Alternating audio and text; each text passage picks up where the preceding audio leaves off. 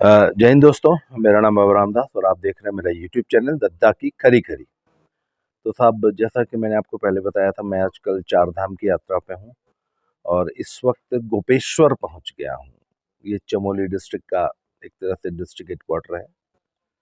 और बद्रीनाथ जी से वापस आते हुए केदारनाथ जाते हुए मैं आज रात गोपेश्वर में रुका हूँ। कल चौपटा होते हुए बद्रीनाथ जाऊंगा। और अभी अभी मेरी एक समाचार पे नजर पड़ी कि कल योगी जी ने गाजियाबाद में नगर निगम की एक बहुत बड़े भूखंड से एक अवैध कब्जा हटाया है।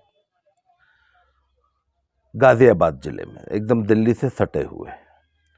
उसके बारे में समाचार ये है, उसके बारे में बताया जा रहा है कि नगर ने, कुछ लोग उसको रेलवे की भूमि बता रहे हैं, कुछ लोग उसको नगर निगम की भूमि बता रहे हैं।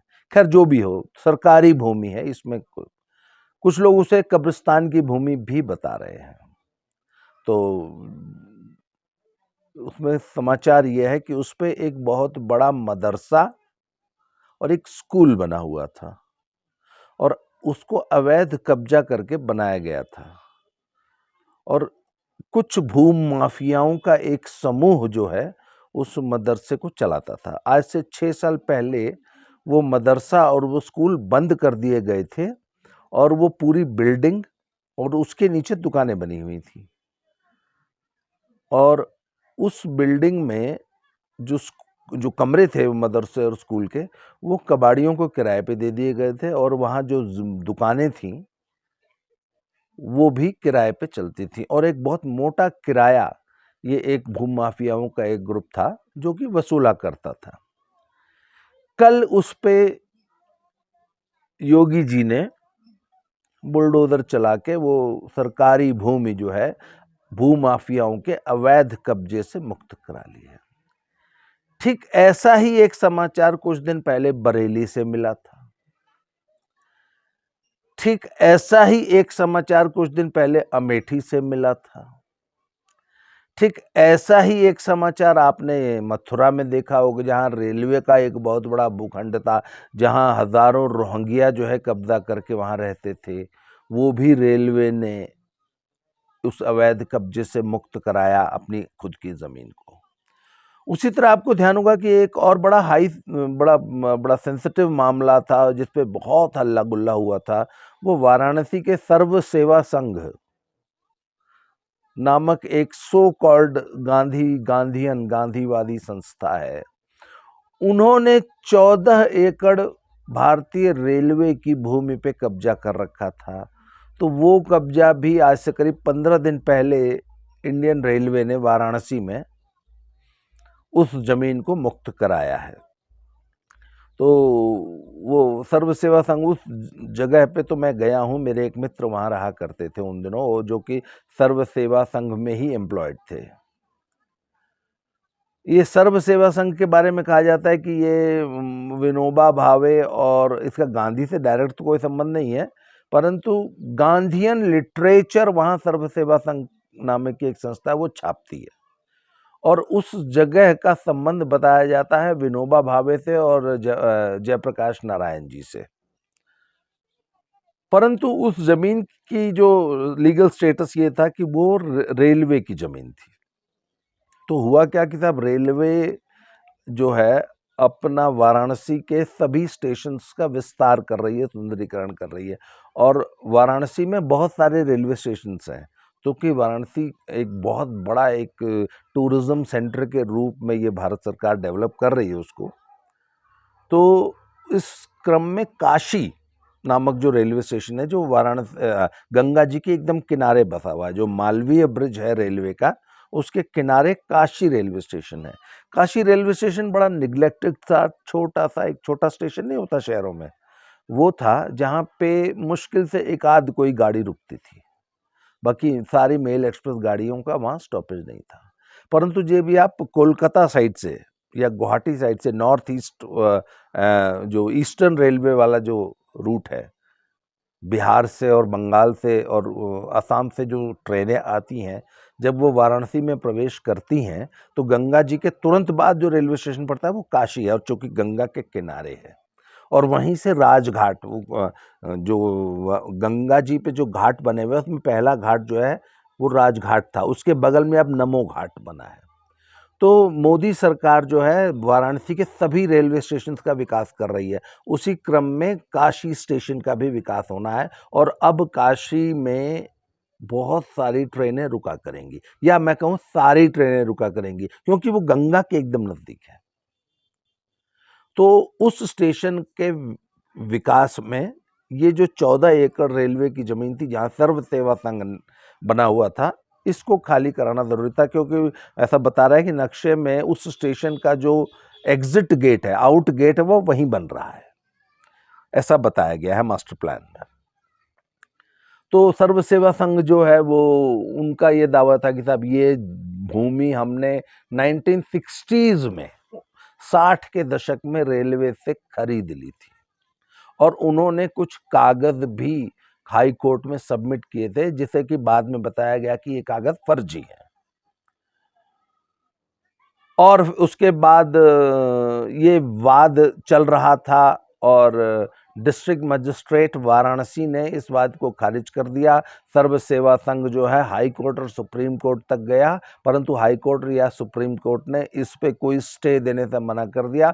तो पहले रेलवे ने अपनी भूमि खाली कराई, और जो वहाँ पे स्क्वाटर्स थे, स्क्वाटर्स मतलब सर्व सेवा संघ के जितने कर्मचारी वहाँ रहते थे, सबसे पहले तो उनसे वो मकान खाली कराए गए, और उस भूमि को, उस पूरे परिसर को सील कर दिया गया, और फिर एक दिन बुलडोजर लगा के तोड़ दिया गया, और इस तरह रेलवे ने अपनी 14 एकड़ जमीन खाली करा ली। फिर उसके बाद उस पर बहुत सारी पॉलिटिक्स हुई, बहुत सारे गांधीयन, सो कॉल्ड गांधीयन नेता वहाँ क्रमिक अनशन करते रहे, वहाँ योगेंद्र सलीम यादव गए, मेधा पाटकर गई, और इस टाइप के तत्व, ये मेधा पाटकर और योगेंद्र सलीम यादव, इन्हीं की वजह से तो हमने ये वर्ड निकाला ना, धरनाजीवी। तो धरनाजीवी को तो काम है कि जहाँ पर भी इनको आंदोलन के लिए जरा से भी जगह मिलती है तो ये वहां धरना देने पहुंच जाते हैं। तो ये वहां आए थे, परंतु कुछ हुआ नहीं। वो क्रमिक अनशन धरना अब भी चल रहा है, परंतु रेलवे ने वो पूरा परिसर बुलडोजर से तोड़ दिया।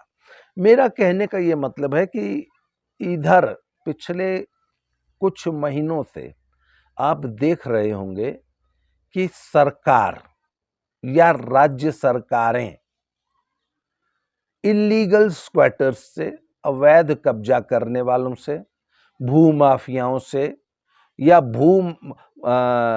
विभिन्न एनजीओज और संस्था के नाम पर सरकारी भूमि कब्जा करने वालों से अपनी जमीनें खाली करा रही है। तो इस ऐसे मुद्दे पे निश्चित बात है कि राजनीति होगी।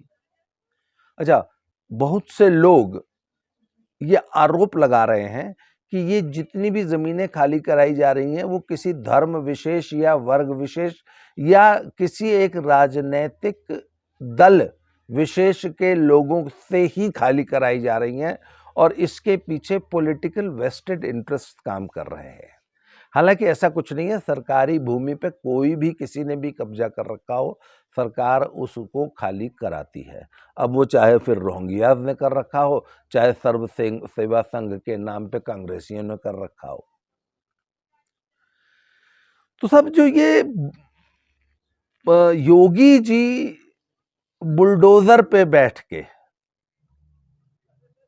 जब भू माफियाओं से जमीन खाली कराते हैं। अच्छा, योगी जी का तो पिछला रिकॉर्ड है कि वो सिर्फ सरकारी ही जमीन खाली नहीं कराते हैं, किसी भू माफिया ने किसी गरीब गुरबा की जमीन कब्जा करके भी अगर मकान बना रखा है तो उसको भी तोड़ के उन गरीबों की जमीन उनको वापस रिस्टोर की जा रही है। और ऐसे सैकड़ों मकान तो अतीक अहमद के गैंग के गुंडों के तोड़ दिए गए प्रयागराज के इलाके में, प्रयागराज और उसके अगल बगल के जिलों में।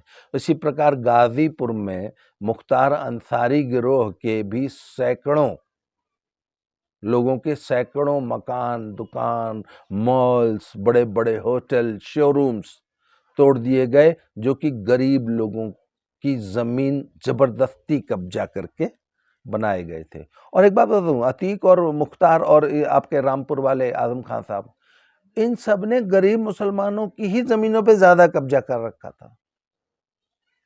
अच्छा, जिन सरकारी भूमियों पे कब्जा किया था वहां पे तो प्रयागराज में मैंने देखा कि अतीक अहमद की बहुत सारी बिल्डिंग्स को तोड़ के और वहां पे पुलिस चौकी बना दी गई है। बहुत सारी ऐसी सरकारी भूमि थी जहां पे इन गुंडों ने कब्जा किया था। सरकार ने पहले वो बिल्डिंग्स तोड़ के वो जगह खाली कराई और वहां पे फिर अंबेडकर जी के नाम पे या इंदिरा अम्मा के नाम पे जो आवास योजनाएं चलती थी पुराने जमाने में, उनके अंदर या अभी जो प्रधानमंत्री आवास योजना है उसके तहत मल्टी स्टोरी बिल्डिंग्स बना के, मकान बना के, 3 मंजिला 4 मंजिला बिल्डिंग्स बना के गरीबों को वो मकान आवंटित कर दिए गए, बाकायदा कब्जा दिला दिया गया, वो वहां रहने लगे, जिससे भविष्य में भी कोई गुंडा आके वापस उस जमीन पे दोबारा कब्जा न कर सके। तो सब जैसा कि मैंने बताया कि इस पे ना बहुत सारे लोग ये आरोप लगाते हैं कि ये किसी जाति विशेष या धर्म विशेष या विचारधारा विशेष के लोगों के खिलाफ ही इस प्रकार की कार्रवाइयां की जा रही हैं, परंतु इसमें कोई सब्सटेंस वाली बात नहीं है। मैंने तो गाजीपुर जिले में मऊ में देखा है, बहुत सारे क्षत्रिय जो गुंडे बदमाश थे, लोग कहते हैं ना कि भाई योगी जी जो हैं वो ठाकुर हैं तो ठाकुरों के खिलाफ ये एक्शन नहीं हो रहा, नहीं, हमने तो जौनपुर में, आजमगढ़ में, मऊ में, गाजीपुर में, बनारस में सैकड़ों ऐसे राजपूत गुंडे थे जिनके घरों को गांव में, जिन्होंने गांव समाज की जमीन या किसी गरीब की जमीन या गांव का कोई तालाब, पोखरी जिसको बोलते हैं गांव समाज की, वो पाट के जो घर बना रखा था वो सब तोड़े गए हैं। और तो योगी जी का जो ये बुलडोजर नीति है या बुलडोजर पे बैठकर शासन करना, गुंडों बदमाशों के खिलाफ, भूमाफियाओं के खिलाफ, इसका पालन, इसका अनुसरण करने को देश के बाकी राज्यों की सरकारें भी मजबूर हुई हैं। मध्य प्रदेश में शिवराज सिंह जी ने मजबूरन इनको ये मॉडल अपनाना पड़ा गुंडों के खिलाफ। उधर असम में ये मॉडल अपनाया गया रोहिंग्याओं के खिलाफ जिन्होंने सरकारी जमीनों पर अवैध कब्जे किए थे। कश्मीर में, जम्मू में तो पूरी एक बेल्ट, एक रिंग बना दिया गया है पूरे जम्मू के इर्द गिर्द, और हजारों नहीं लाखों हेक्टेयर वन और सरकारी भूमि, वन क्षेत्र में धर्म विशेष के लोगों को पट्टे कर दिए गए, जबरदस्ती कब्जे करा दिए गए और हजारों मस्जिदें बनवा दी गई। तो अब जो जम्मू कश्मीर प्रशासन है वो वहां बहुत कायदे से बुलडोजर की कार्रवाई कर रहा है और वो सारी सरकारी भूमि इन अवैध स्क्वाटर्स से, भूमाफियाओं से, इन रोहिंग्याओं से खाली कराई जा रही है। उसी तरह से इस वक्त नूह में, मेवात में, हरियाणा में, उस क्षेत्र में भी बहुत कायदे से सरकारी भूमि खाली कराने का एक अभियान खट्टर साहब की सरकार ने चला रखा है, जब से ये नूह में जो बवाल हुआ था उसके बाद से। तो बीच में एक खबर ये आई थी कि हाई कोर्ट ने इस बुलडोजर डिमोलिशन पर रोक लगा दी थी। ये गलत खबर थी। उन्होंने कहा था कि देखिए, सरकारी भूमि पर यदि किसी ने अवैध कब्जा कर रखा है तो एक तो उसका वाद बहुत लंबा नहीं चलता, डिस्ट्रिक्ट मजिस्ट्रेट की कोर्ट से ही वो खारिज हो जाता है और सरकारी भूमि को खाली कराने का वहां से नोटिस इशू हो जाता है। और ऐसे मामलों में कोई court, high court, supreme court तक कोई स्टे नहीं देती। तो हरियाणा हाई कोर्ट ने खट्टर साहब को सिर्फ ये निर्देश दिया था कि आप किसी का घर ढहाने से पहले, सरकारी भूमि पे से कब्जा खाली कराने से पहले जो ड्यू प्रोसेस है, अर्थात उसको सरकारी आदेश निकलवाना, फिर उसको भूमि खाली करने का नोटिस देना और नोटिस पीरियड खत्म होने के बाद ही भूमि से कब्जा खाली कराना, अर्थात बुलडोजर चलाने की कार्यवाही की जाए। और अभी जो लेटेस्ट समाचार है कि वो नूह और मेवात में भी ये कार्रवाई बड़े जोरों शोरों से चल रही है। और सरकारी भूमि पर जिन भी भूमाफियाओं ने, चाहे वो किसी धर्म के हों, किसी जाति के हों, किसी वर्ग के हों और किसी भी पॉलिटिकल विचारधारा के हों, उन सबसे ये कब्जे खाली कराए जा रहे हैं। और उत्तर प्रदेश में तो बताया जा रहा है कि हर जिले में, हर तहसील में, हर ब्लॉक में, गांव-गांव में ये कार्रवाई की जा रही है कि जो भी भूमाफिया है, पहले बाकायदा भूमाफियाओं को चिन्हित किया गया है, उनको बाकायदा नोटिस इशू हुए हैं कोर्ट से, फिर उनसे बोला गया कि आप तुरंत अपना ये कब्जा खाली कीजिए। तो अच्छा, बहुत सारे लोग ये कहते हैं कि ये चुनावों को प्रभावित करने के लिए ये योगी जी या अन्य, अच्छा, ऐसा एक चीज और देखने में आई है कि ये सिर्फ भाजपा शासित प्रदेशों में ही हो रहा है। और ये भी आरोप लगते हैं कि भाई एक धर्म विशेष के लोगों को प्रताड़ित करने के लिए हो रहा है। परंतु अब गैर भाजपा शासित या कांग्रेस शासित प्रदेश अपनी तुष्टीकरण की नीति के कारण अगर सरकारी भूमि खाली कराने के लिए कोई एक्शन नहीं ले रहे हैं, तो ये तो कोई तर्क नहीं होता कि चूंकि कांग्रेस शासित, क्योंकि राजस्थान नहीं कर रहा है इसलिए एमपी भी न करे या हरियाणा न करे। अरे भाई, राजस्थान सरकार देखेगी उसको अपनी जमीन खाली करानी है कि नहीं करानी। परंतु रेलवे करा रही है, राज्य सरकारें करा रही हैं। और अब बात यह कि पब्लिक परसेप्शन क्या है जब ऐसी कोई कार्रवाई होती है, तो पब्लिक का क्या रिस्पॉन्स आता है। तो सब मैं आपको बताऊं कि कल जो गाजियाबाद वाली घटना हुई है, जिसमें एक मदरसा और एक school, so called Islamia school को ढाया गया है, वहां के इर्द गिर्द के जितने लोग थे उसमें से कुछ दुकानदारों का तो ये कहना था कि साहब हमें अगर थोड़ा सा मौका मिल जाता तो हम अपना सामान निकाल लेते। पर ये कार्रवाई बहुत अच्छी हुई है। ये लोग भूमाफिया थे और ये गरीब आवाम, गरीब मुसलमानों का ही शोषण करते थे और ये इनकी बहुत जबरदस्त गुंडागर्दी थी। ये हमारे इलाके के बहुत बड़े गुंडे हैं और उनकी गुंडागर्दी से हमें बहुत खुशी है कि हमें इनकी गुंडागर्दी से आज निजात मिल गई है। इसी तरह आप प्रयागराज चले जाइए, प्रयागराज में मुस्लिम इलाकों में भी जो अतीक अहमद के खिलाफ कार्रवाई हुई है, उससे मुसलमान, आम मुसलमान जो गरीब गुरबा है, जो पसमंदा मुसलमान है, वो बहुत खुश नजर आता है। आप गाजीपुर चले जाइए, जो राजनीतिज्ञ लोग हैं, जो राजनीति से जुड़े हुए हैं, उनकी बात नहीं मैं कर रहा हूं, जो आम मुसलमान है उसको इस गुंडे माफिया से कोई सहानुभूति नहीं है। वो इस कार्रवाई से उल्टा खुश होता है। अच्छा, जब हम राजनीतिज्ञों से बात करते हैं, वो कहते हैं कि साहब एक तो राष्ट्र की हम सेवा कर रहे हैं, हम सरकारी भूमि से कब्जे हटा रहे हैं ना। अब रेलवे की भूमि से कब्जा हट गया, वहां विकास कार्य होंगे और पब्लिक भी खुश है, वोट भी मिल रहे हैं। तो ये तो साहब, ये तो सोने पे सुहागा हो गया कि सरकारी भूमि खाली हुई, भूमाफियाओं और गुंडे बदमाशों पे लगाम लगी और वोटर भी खुश है, वोट भी मिल रहे हैं और सरकार का इकबाल, सरकार की हनक, सरकार का जो राजदंड होता है ना, वो जो डंडा होता है जो राज करता है, वो कायम होता है। सरकार की हनक कायम होती है। सरकार की एक जो राज्य का जो प्रभाव होना चाहिए जनता पे, वो एस्टैब्लिश होती है। तो साहब ये जो पॉलिसी है, और मैं आपको बताऊं, ये जो बुलडोजर नीति है ना, अन्य राज्यों की जनता जहां बुलडोजर नहीं चल रहे हैं, वहां की जनता चाहती है कि यहां भी सरकार का इकबाल कायम हो। सबसे बड़ा एग्जाम्पल पंजाब का है। आज आप पंजाब के किसी व्यक्ति से बात कर लीजिए और उसके आगे पूछिए कि योगी के बारे में आपका क्या ख्याल है। अच्छा, चाहे हिंदू हो, चाहे सिख हो, या कोई भी हो, आप किसी भी पंजाबी से बात करके देख लो कि जी यूपी के चीफ मिनिस्टर योगी जी के बारे में आपका क्या ख्याल है, तो वो एक ही बात कहता है, काश हमारा चीफ मिनिस्टर भी योगी जैसा होता, काश हमारे यहाँ भी लॉ एंड ऑर्डर की समस्या सुधारने के लिए योगी जैसा चीफ मिनिस्टर हो।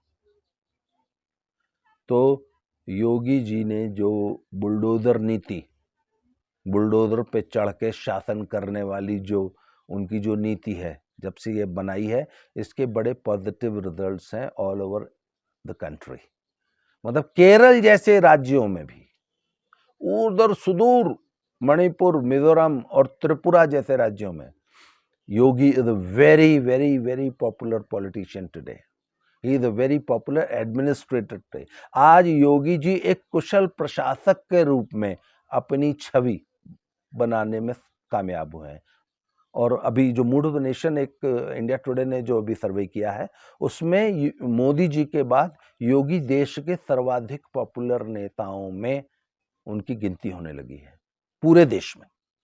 और जब सर्वे करने वाले लोगों ने जनता से यह सवाल पूछा कि मोदी जी के बाद आप देश में किसको प्राइम मिनिस्टर देखना चाहेंगे, तो लोगों ने सबसे ज्यादा योगी जी का नाम लिया है। Yogi ji have become so popular. और योगी की इस पॉपुलैरिटी में योगी का नो नॉनसेंस एटीट्यूड,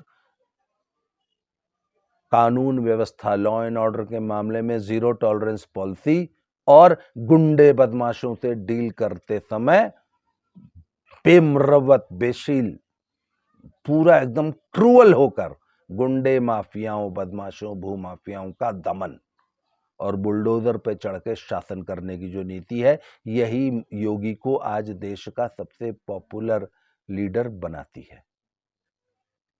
तो सब ये इस प्रकार की जो राजनीतिक घटना, राजनीतिक माहौल को प्रभावित करने वाली जो घटनाएं हैं, इन पे हम इसी तरह चर्चा करते रहेंगे। आज के लिए इस वीडियो में इतना ही। अगले वीडियो में फिर से मिलते हैं। Thank you very much.